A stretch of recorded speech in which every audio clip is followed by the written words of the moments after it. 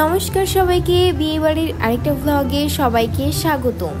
এইখানে পুরো 3 দিনের একটা ভিডিও তৈরি করেছি আমি। আসলে গত 3 দিনে আমি কোনো ভিডিওই করতে পারি নাই, আর আমি তেমন কোনো কিছুতে অ্যাটেন্ডও করতে পারি নাই, তাই তেমন একটা কিছুও নাই ভিডিওতে, আবার অনেক কিছুই আছে। তো বিয়ের দিন হচ্ছে সকালবেলা যেহেতু কোনো রিচুয়ালস ছিল না, তাই আমি ঘুম থেকে একটু বেলা করে উঠছি, আর উঠে একদম বিয়ের দাওয়াত খাওয়ার জন্য রেডি হয়ে নিচে আসছি। আর এসে দেখি হলুদ ছোঁয়ার যে পর্বটা সেইটা একদম শুরু হয়ে গেছে, আর একে একে যা যা নিয়ম ছিল সবগুলাই পালন করা হচ্ছিল। আসলে আমি এত ভোলা মন যে দাওয়াত খেতে গেছি, একটু যে ভ্লগ ভিডিও করব সেটাও করতে ভুলে গেছি। তো যাই হোক, আমি এই দিন কোনো বিয়ের অনুষ্ঠানে যাইও নাই, তাই তেমন কোনো ভিডিও ক্লিপসও নাই। একটু অসুস্থ হয়ে যাওয়ার কারণে কোনো কিছুই করতে পারি নাই। তো বসে বসে রাত্রেবেলা মেহেদি পড়ছি, কারণ মেহেদিই পড়তে পারি নাই, এইদিকে বিয়ে বাড়ি শেষ হয়ে যাচ্ছিল। এর পরের দিন বধূ বরণের পালা। সন্ধ্যাবেলা বউ চলে আসে, আর তখন আমরা সবাই রেডি হয়ে একদম নিচে চলে যাই। আর ভুলবশত আমি একটু নিজের ভিডিও করতেই ভুলে গেছি, কারণ ভিডিও করার কোনো ইচ্ছাই ছিল না। তাও যা টুকটাক একটু ভিডিও ছিল সেগুলাই শেয়ার করলাম। এই তো তারপরে বউ চলে আসছে, আর কি সুন্দর বউকে একদম সবাই স্বাগতম করছে। আর বউ দেখার জন্য কত কত লোক একদম জড়ো হয়ে গেছে। এই ব্যাপারটা কিন্তু দারুণ লাগে যে বউ দেখার জন্য এলাকার সবাই একদম জড়ো হয়ে যায় একটু বউকে দেখবে। ব্যাপারটা কিন্তু বেশ দারুণ লাগে আমার কাছে। তো তারপরে হচ্ছে বধূ বরণের পালাটা শুরু হয়ে যায়। গাড়িতে থাকা অবস্থায় হচ্ছে আমাদের নতুন বউকে বরণ করা হয়। আর বরণ করার শেষে আরেকটা নিয়ম ছিল, সেটা হচ্ছে অবিবাহিত মেয়েদের হচ্ছে বউকে কোলে করে একদম বাসার ভিতর নিতে হবে, কারণ বউয়ের হচ্ছে মাটিতে পা পড়া যাবে না। আর আমরা সবাই মিলে বউকে ভিতরে নিচ্ছিলাম, এদিকে বউয়ের অবস্থা খারাপ হয়ে গেছিল, কারণ একদম উল্টা পাল্টা টানা হচ্ছিল। তো ফাইনালি আমরা সবাই সাকসেসফুল বউকে কোলে করে ভিতরে নিয়ে আসার জন্য। এরপর বউয়ের ঘরে আসার পালা। তখন বউকে ঘরে নিয়ে আসার পরে বরণ করা হলো বউকে। আসলে ঘরের লক্ষ্মী ঘরে আসছে, তাই বরণ তো করতেই হবে। আর মজার পার্ট হচ্ছে গেট ধরা। তো আমরা সবাই মিলে একদম দাঁড়িয়ে পড়ছিলাম গেট ধরার জন্য, না হলে বউকে একদমই ঢুকতে দেওয়া যাবে না। এরপর বেস্ট একটা মোমেন্ট, সেইটা হচ্ছে দুধে আলতায় পায়ে দিয়ে বউয়ের ঘরে প্রবেশ করা। এই রিচুয়ালসটা আমার অনেক বেশি দারুণ লাগে। তারপরে হচ্ছে কিছুক্ষণ কড়ি খেলা হলো। কড়ি আংটি খেলার যে নিয়মটা থাকে ওইটা খেলা হচ্ছিল।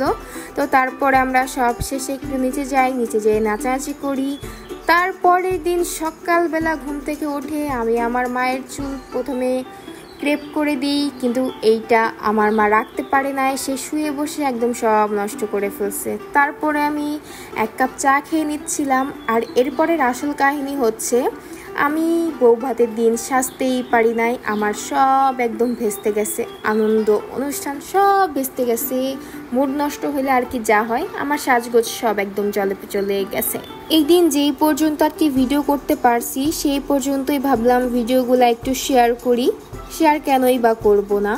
তো যাই হোক, তো সকাল সকাল করে হচ্ছে মেকআপ আর্টিস্ট চলে আসে, আর আমাদের বউকে সাজাচ্ছিল হচ্ছে পিউস মেকআপ জোন অ্যান্ড জুয়েলারি কর্নারের ওনার পিউ মাসি।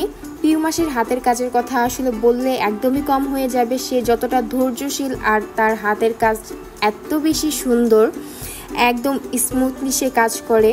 আর আমাদের বউকে এত সুন্দর করে সাজাইছিল, আসলে দেখতে অনেক মিষ্টি লাগতেছিল। আর সত্যি বলতে পার্সোনালি আমার লাগতেছিল যে একদম রাজরানীর মতো লাগতেছে, এত সুন্দর সাজানো হয়েছিল। তো এর পরের ঘটনা আর না বলি, আমার রাগ যেমন, তো আর কিছু নাই বা বলি আমার রাগ আর মুডের কথা। আমি সাজগোজও করি নাই, কোনো ভিডিও করি নাই, ছবিও তুলি নাই, ইভেন আমি নিচেও যাই নাই। তো যাই হোক, আমি পড়ে পড়ে একদম ঘুমাইছি, একটু জাস্ট খেয়ে এসে ঘুমাইছি, আর রাত 9টার সময় উঠছি। তো ঘুম থেকে উঠেই হচ্ছে উপরে চলে গেলাম আমাদের বউকে দেখার জন্য, কারণ আমি তো বউকে একদম ঠিকমতো দেখতেই পারি নাই। তো যে হচ্ছে আমরা বেশ অনেকক্ষণ এই পিচ্চিগুলার সাথে আনন্দ করছি, আর আড্ডাও দিছি। আর এরপর হচ্ছে আমরা দরজা আটকানোর জন্য সবাই একদম চেয়ার পেতে বসে পড়ি টাকা নেওয়ার জন্য। এইটা তো খুবই একটা মজার পার্ট, সবাই কম বেশি আর সবার বিয়েতে এইটা হয়ে থাকে।